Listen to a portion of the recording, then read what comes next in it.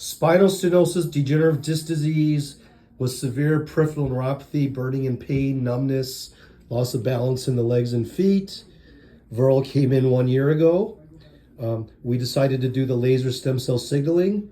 1 year later, how's your back pain? How's the neuropathy in your legs?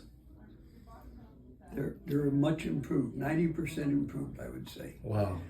And my wife lets me sleep with her now because I don't have as much DMSO on and painkillers. I could squeeze out another puppy maybe, huh? Yeah. I haven't taken more than probably 10 ibuprofen since I had the stem cells. Oh, that's great. But I do use that cream. Voltaren. Voltaren. Uh-huh. At night on my feet, on the knees, and on the back. Okay, and great. Once in a while, maybe twice a week, I get up in the middle of the night and I put the Voltaren cream on whatever knee or leg that's bothering me. Great. And I go back to bed and go to sleep. That's awesome. I use the red lights hopefully every day, and that seems to keep things from getting tense. And I've used the TENS unit a little bit. Mm-hmm. And I've just in the last week and a half, I've used both frequencies on the red lights. That's great. And I got an infection or something in my saliva gland. So for weeks and months, this thing got hurt more and more. So then I went to a hot water bottle and put that on my jaw with a pad on the outside. Okay. And that relieves that tremendously. Yeah, just the light, huh? Well, yeah, and so forth. So therefore, you know, I'm doing better. I've even trying to plan vacations because I feel that much Yeah, better. now you can start moving. You don't need a walker. Yeah, and yesterday I trimmed the